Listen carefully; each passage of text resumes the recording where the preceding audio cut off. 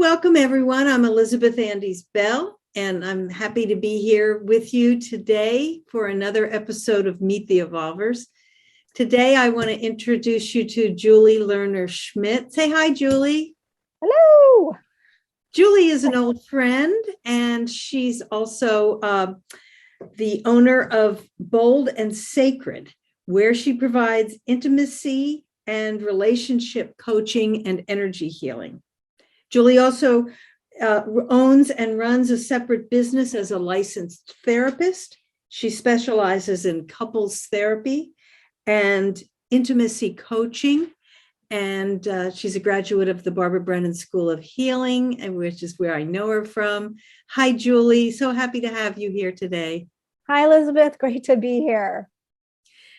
Julie and I have been talking, and we've just been going around about so many different things, really around the subject of, life has changed us and the way that we feel about things so much since our years studying energy healing at the Barbara Brennan School. And it seems as though lots of the models that we've had for understanding relationships, the human energy field, the human body, all of these things are due for major updating and reconsidering. And so that's kind of the subject that we're talking about today, right, Julie? Yes. And it's like all the things that you thought you knew, and you revisit them and you studied them so hard, you're like, that's not fitting anymore. It's like, it's putting on like old clothes that just aren't you. Yeah. Yeah. And I, we started off, I was saying to Julie, well, it's the idea of marriage, for instance. Marriage has completely changed. What does it mean to commit yourself to somebody for a lifetime? Is that even what we want to do? You're lucky if you have a partner who grows with you. Yeah. And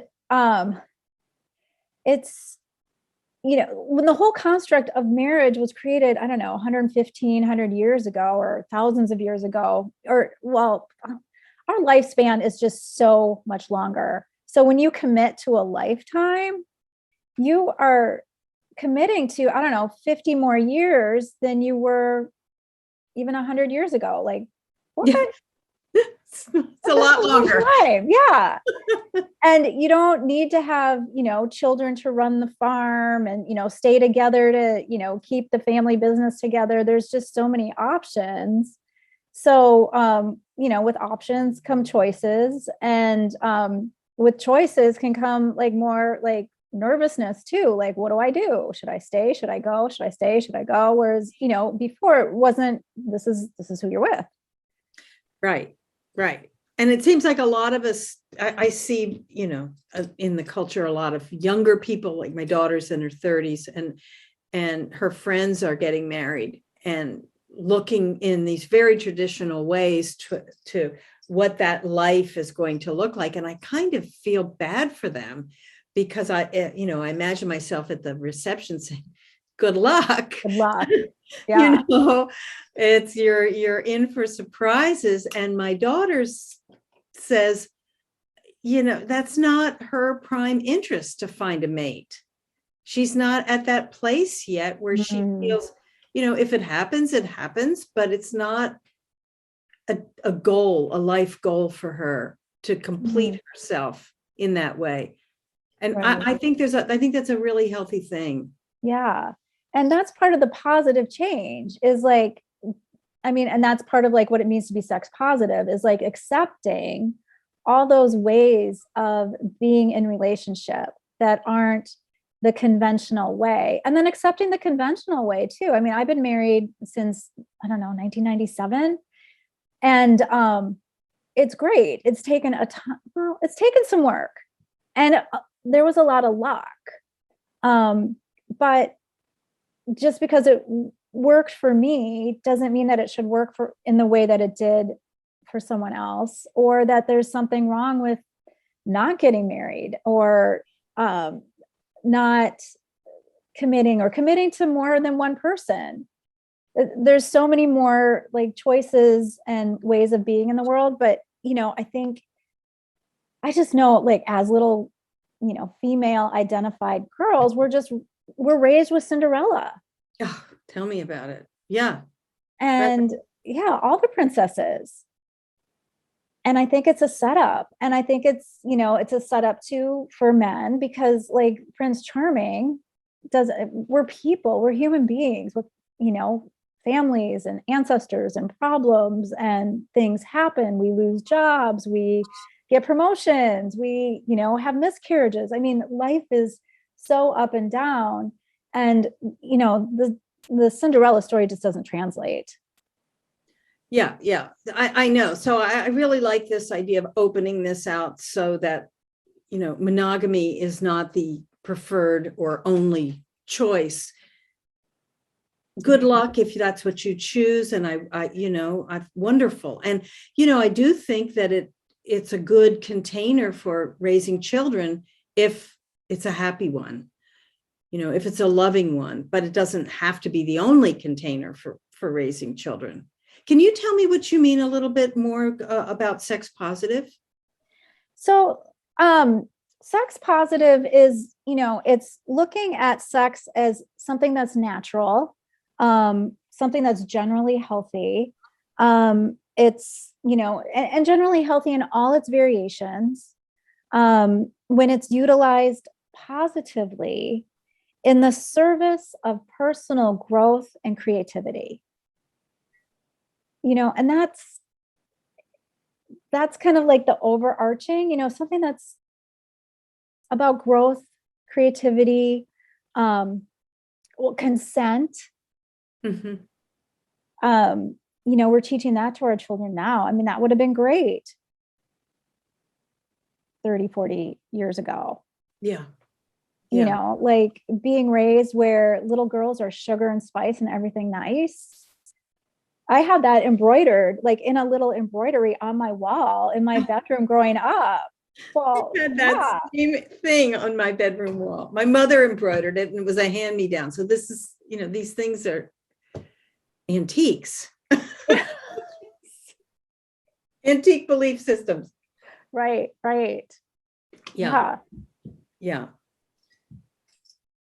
We were talking about cords. Oh, right. That you're not supposed to have sex with somebody unless you're willing to take on their energy, because they're those cords that you intermingle your energies. Can you say something about that? Well, I just think even that whole notion, there's people that have, make a living having sex. Like, what? God bless, like, it just seems like it's so puritanical and heavy, and there's nothing about like joy, or it's like corded. And I always used to get the picture of like an astronaut that's corded to the space vehicle, and and then we cut the cord, and then the astronaut's like flying in space, and then waiting to get corded to something else. And I don't see relationships like that. It just doesn't fit. And the whole concept of the cord, it's so intricate. Cords are like these like things that go to another person, and then we're supposed to like heal those cords, and then we can move on. I mean, this is how I learned, create other cords. But it's like, then we're like, as healers, we're kind of like aura technicians. Yeah. Detaching the cord from the toxic relationship and putting it back inside the chakra. It's yeah. It is kind of antiquated when you think about it. Yeah. And then when I actually started working with couples, like it just didn't, I just saw like the fields connecting, and, whether there was like discord in the fields, or, harmony in the fields, or I didn't see like these cords hanging out and then cords to past relationships. And like, I just didn't experience that. I, just experienced two people wanting to work something out in a way that, had to do with their bodies so they could, experience more like congruence, relaxation, moving forward, whether it's together or apart. It just wasn't that intricate experience of being courted. Did you see, like, as you're talking, I'm thinking about fascia, Mm. and I'm thinking about how you can have this whole fascial web of your body with cords that are tension cords, and then struts that are like tent poles, and Mhm. and those tension cords can be too floppy or too tight, and it kind of pulls the whole thing off. And when we see that in our own bodies, there's a neurological disconnection Mhm. where a movement, a functional movement, a normal movement won't happen, or you'll try to bring somebody to move it normally, like in gait patterning. If your pelvis when you step forward with your right foot, your pelvis goes left, your torso should go right, your head should go left. Well, if that doesn't happen and you start to try to bring somebody back into the most natural thing, it's like, I don't know how to do that anymore. Wait a minute, why I'm supposed to do what? And pat my head and rub my stomach. So it's like you become uncoordinated in that way. And so we look at that in terms of like, how adaptable are you to return to ease in your function? Mm. So when you talk about a couple, and I'm looking at this kind of conjoined energy field of the couple, Mhm. there can be parts where they don't connect, where they're like and parts where they do connect. Is that kind of what you're saying? Yeah. So, it's individual with a couple, because couples have individual configurations as far as the couple is concerned, because when you're talking about two people, because they might have kids. Mm-hmm. And so, they have like a shared intimacy. Like I always tell couples who are kind of on their way out, and I just said, well, you'll always, if they're married, I'll say you'll always be married through your children. Like you can't divorce that. I mean, you can, but the couples that I work with generally don't want to. I mean, they put the kids first. So let's work out how to be together in a new configuration with putting the children first. So in answer to your question, it could be like the children are like the struts, the stabilizers. Yeah. Like that's our mission here. We're trying to raise these people who, to be honest, no one will love them as much as we do. We're the parents. So, it's like a group hara. Yeah. Yeah, exactly. And so there could be this place where the couple is not making that connection with each other. And it could be that the hara is not around the new intention, that the children are the stability, and we need to adjust ourselves to maintain that. Instead, if they did have a disconnect, one of those couples, that conjoined field, one of the couples could pull back into a past personal configuration around some old wound.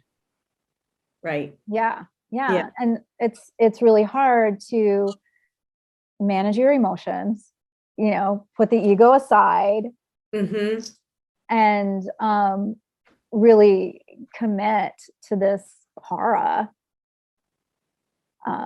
this intention. And hopefully, with like conscious uncoupling, like you want the person who you were connected with, if you're splitting up and you're not going to be connected any longer in that way, to be happy. Yeah. Like I want you to be happy. And so there's like the healing process. If, there was some sort of like trauma, whether it's, I don't know, infidelity, just job loss or, something, it's like healing around that. And then, moving into what's our new relationship going to look like, and then putting those new behaviors in place. Yeah. Yeah. I think you're treading into this other thing that you'd mentioned about a marriage or a committed relationship beyond the ego bound perspective and dedicated to something larger. It might be the evolutionary development of your partner. It might be your children. It might be a shared mission in life, but it's basically learning how to stay present and committed to the future. Right. Yeah. And, then bringing it out to like a humanitarian, perspective, or like, we're all just trying to do this here. Yeah. Especially now, like, we're just trying to get through this pandemic. We're just trying to come out of all these changes, better. And we're experiencing, I'm so sick of the word unprecedented. I want to retire it, but that's what it is. Like, I'll have clients, coming to me and they're like, questions about getting through, a pandemic with, their partner, whatever that is, whether it's you're with them 24/7 or, one person is pro-vax, one is anti-vax. And, us healers, we didn't do a training for this. There's no pamphlet you can hand people. And we're going through it at the same time. So it's like having that, like, we're in this together and we're going to get through it. And when I'm working with a couple, it's like, I'm the stabilizing force, okay, we're going to get through this. I don't have all the answers right now because the answers are shifting under our feet. I'm doing my work. I'm studying, I'm going to consults, I'm doing my own healing. I got my therapist and I'm showing up, and, I'm here to work with you. And, your job is to really stay committed to the process, whether that's, committing to your partner or committing to your relationship or committing to your children or committing to humanity as a whole. Like, we got to find something to like land on.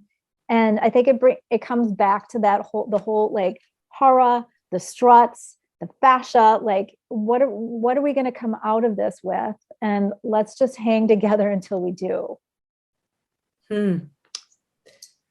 So interesting. So that brings up a lot of thoughts that I wanted to explore with you. Right. And one of them is around this idea of when everything is shifting beneath our feet, how do we maintain stability and mobility? How do we adapt to the changing circumstances and stay in a place of feeling centered and not reactive? And so it feels to me that that's the inner work. Before we even talk about relationships, I need to find how I feel inside.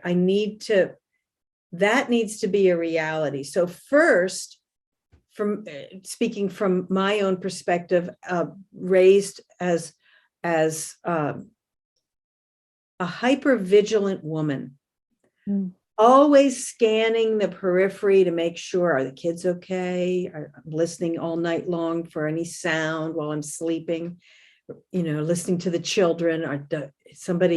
Is everybody breathing? That whole thing.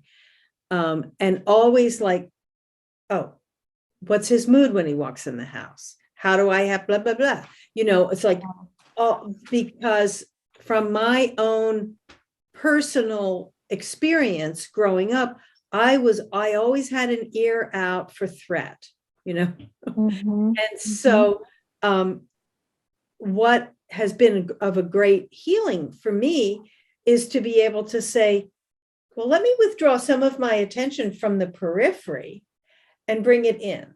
Mm-hmm. Feel, who am I? Where's my sense of safety, authenticity, Mm-hmm. flow, aliveness? And being able to develop that is really like a somatic skill. Yeah. Being able to call upon it when the shit hits the fan is the second part of that somatic skill. Yeah. So for me, it all comes down to that first Mm-hmm. before I can go outside and then begin to meet whatever is out there that may be challenging to me. Yeah. And it's, if that's like your programming or even like an impulse, it's hard because you're wired to do that. So noticing like, what are your signs that you're depleted? What are your signs that you're, disoriented? What are the signs, that you're sad inside and you're going out here taking out other people, like, so insomnia is huge right now. Mm-hmm. And what's it like when you spend time alone, or like really time alone? I think we're all addicted to technology. And I know that's an overarching statement. I'd say most of us are addicted to technology, where it's like an impulse to pick up a device and look at the phone and check our emails. And, we've got a computer in our back pocket. And to take time to, like, we used to ask, I mean, this is a thing I loved about, being at the Brennan School. It's like, what's here now? What is here now? Yeah. And then I'm out here doing everybody's life. I'm out here making everybody comfortable. I'm out here, Yeah. I'm out here making sure I'm safe by making this safe out here. Yeah. And then bringing it back in. Yeah. Yeah. So noticing, just, for me, it's like I was telling you before, like, my memory is just not what it used to be. And I think we're all walking around with like these concussions because we're just getting hit with trauma after trauma. You turn on the TV, it's like, oh, more, or, an election, or, a this or that. And the brain can only handle so much and be online. Yeah.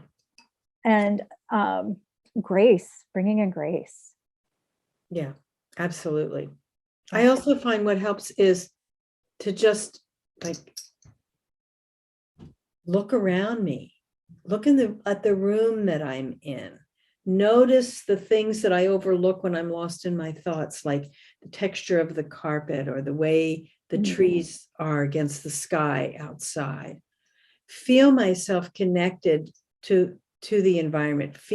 Really develop a felt sense of the interwovenness of my existence in this time and place, and to be able, like, while I'm talking to you, to feel the volume of my body, to feel my breath, and to feel what's moving through my arms and legs right now, to just bring me back to this. Yeah. It's huge. It's yeah. huge. Yeah. I mean, as you were saying that, I just got more grounded. Yeah, because it transmits. Yeah. And I'm all about like tips and tricks. So like I tell parents, like, it's hard when your kids get older because you don't want to notice that you're doing this. Just smell their hair or smell their head. Like that is, I mean, that is so beautiful to me. And now I have to like sneak it in with my daughter's 18. She's like, what are you doing? You're smelling my head. Just like, I need to be grounded. So finding like your own tip and trick that gets you grounded, that works for you. I think it's so easy that, there's like the famous people who write the books and they tell you how to do the things, but at the end of the day, it's like what works for you. And it might be something really, smelling coffee, just like hands on something that's, like a tapestry that's yours. Right. And then I think the result is that whatever was bothering you before, it can still be bothering you, but maybe you see more options. Maybe it's not as intense as you thought it was a second ago. Or maybe there's something else. And this is this intangible thing that I notice about the perception changes with healthy fascia, that interconnectedness that you feel with just life itself gives you a sense of trust that my mind can't find. My body can find, like, trust in the primacy of life, that the sun continues to rise and set every day, and that's a part of my existence. And then it also then I kind of decenter myself in that way as well. Right. Yeah. And I like when you were going through that, just like how you slowed down your speech, and that's another tip and trick, because I'm a fast talker, and I notice when I'm talking really fast, it's like, just put in breaths and space, put in pauses. Yeah. Yeah. And I like how, I like how it's kind of like what you were saying, like doing it for each other, because that's what I noticed you start doing. It's that resonance. And it's like, oh, I'm going to start slowing down my speech. It's helpful. It is. Yeah. It's also part of shifting to a different structure of consciousness. It's more quantum. And what I mean by that is that, we when we get mental, we live in linear time-bound existence, so that there's empty space between this phone and this hand. All I see in this structure is the objects and not the space in between. But when we start to focus on the space in between, then there is a sense of movement and aliveness, which is really the other reality that's always going on that we haven't been able to attune ourselves to, which is this more quantum fascial. I say fascial because it's a part of quantum, but it's not, there's so much more to quantum reality, but that you see more, you see different possibilities, you see openings. Right.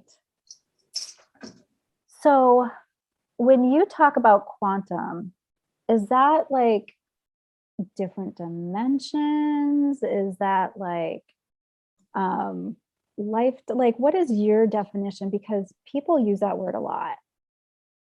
And like, if I walk out my front door and I go to the right, I'm going to walk into these neighbors. But if I go to the left, this and this happens. And then there's some like field that holds both possibilities. I mean, to you, when you say quantum, what do you mean? Okay, I love what you just said. And I think one of the easiest ways to look at it is like when we were at the Brennan School, Barbara taught us the 4 dimensions of the human energy field. So there's the physical dimension, the chakra dimension, which has to do with the personality and the will and the emotions. And then there's the dimension of our hara, which you referenced before, which is the sense of embodied stability.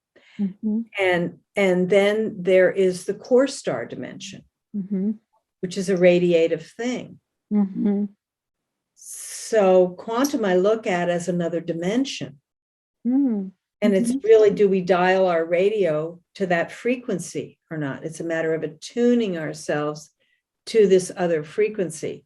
And then, unlike the 4 dimensions of the human energy field, the quantum dimension holds, like the core star, if it's radiating out, there's a sense of expansion. And so you see more possibilities, right? But then like the haric dimension, you also still have yourself and your stability and your ability to see, well, if I choose this possibility, if I keep going, if I'm here and I keep going this way, this is where this is going to take me. But if I adjust myself this way, then I'm going to maybe get to adjust the possible outcome, so you're not just floating around in a sea of infinite possibilities and there's no container, because there still is this container here of your ability to feel solid and co-create the future that you desire. And that's what I mean when I say quantum. I like it.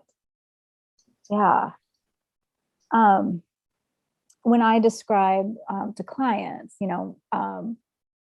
because a lot of people, like that whole concept of essence or core star is kind of amorphous. And especially to someone who hasn't been to like an energy school. And one way that I describe it, the core star dimension, is when you're in essence, it's like when you watch a show like American Idol or The Voice. So you have a performer and they'll, do their song, and the coach or the judge will say, you hit every note perfectly. Your pitch was perfect, but it did nothing for me. Like it didn't do anything for me. I need to feel you. And I like that because it's not like Adele singing an Adele song. It's like when you're not in essence, you're like singing Adele's song like you think Adele would sing it. Yes. You're on the outside. Right. Yeah. Trying to make that look like the perfect rendition of an Adele song. Yeah. You're controlling, but where's the heart? Where's the essence? Right. Yeah. I want it to like connect and do something. Yes. Take me on a journey. So this is the key.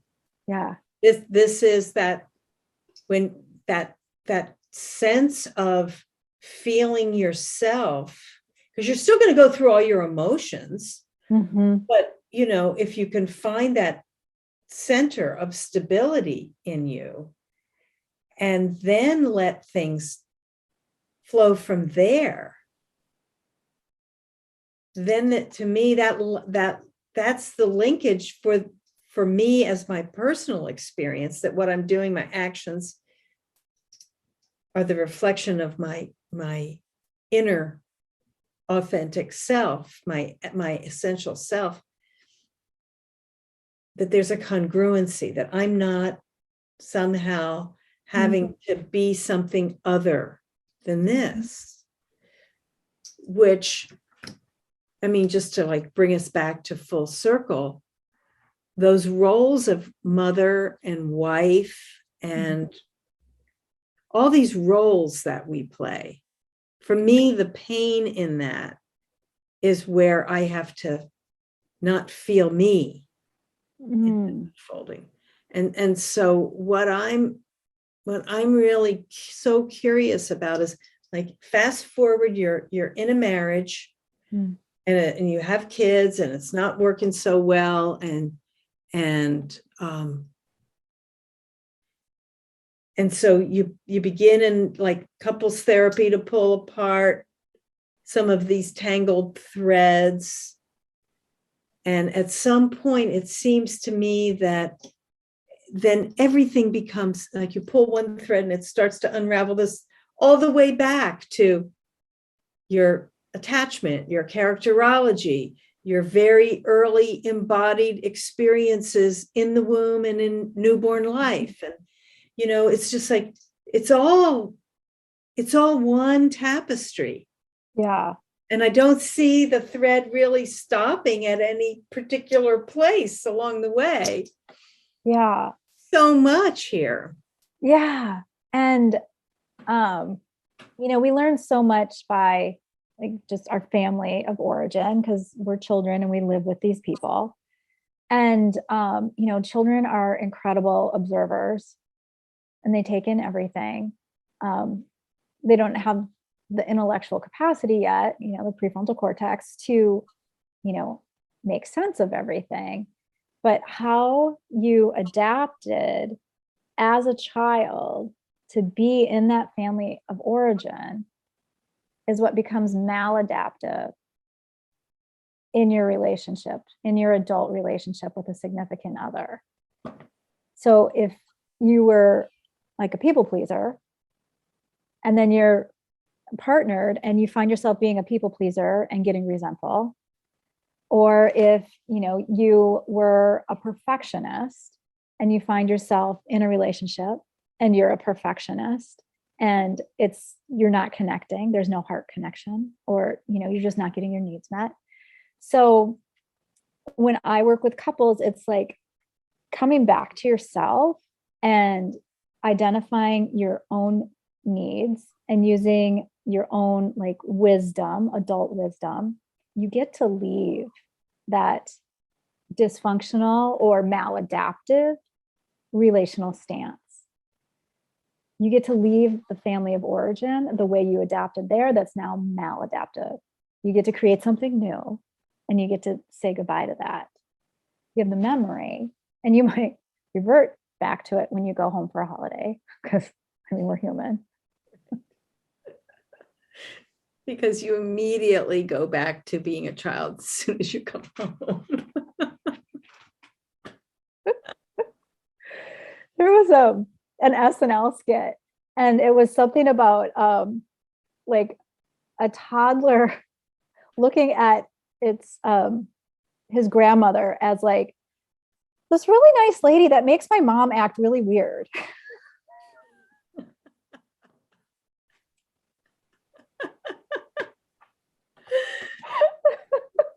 It's a never-ending story. Oh my goodness. Well, it's just all so fascinating. Life is. Let me just ask you this. So let's say you have a couple and one is a people pleaser. But they've kind of conjoined their fields, and the people pleaser says, this doesn't work for me anymore. I've given my life to pleasing you and the kids, and it's my time now. What happens to the other in that relation? Suddenly, oh God, she's not meeting my needs anymore. How does that seems like that could be a tough point for a couple. Yeah. And it's what brings couples in, some like upset, some disharmony in a configuration such as that. Because like being a people pleaser, you're usually like in a one down position. And then, being somebody who might be calling the shots, you're in a one up position. So if the person in the one down position comes up from the one down, then the person in the one up position needs to come down and meet. And it's hard. I work with it all the time. It's lovely when it works. It's amazing, whether or not the couple stays together. But, coming up from the one down, what you're saying is I matter and you matter. That's like the circle of health. Coming down from the one up, you're coming off of this, it can be like contemptuous, grandiose, it's coming down and saying you matter and I matter. And so then we meet from this place. So it can be shocking. It can be, and some of it, it's like, how is it presented? Because, having to be one up, there's a lot of responsibility there too. And, or there might be shame, like you might be aware that you're, a person is being contemptuous, or, even like one person telling another person how to think, behave, and, react. That's one up. And, one down, it's like that kind of people pleasing. It can be kind of passive aggressive, kind of depressed sometimes. It's that imbalance. And so if one person's coming up, then having the other person come down and meet. And it's hard work. It's hard work. And it's hard too to say, hey, you're right. I was telling you how to think, and I'm so sorry. And have a genuine apology, be followed by a behavior change. Mm. So I'm curious, like, I know that there's sometimes when you have two tables up, right? And you'll do energy work on the couple. Yeah. Would that be a time when you might try to have them meet?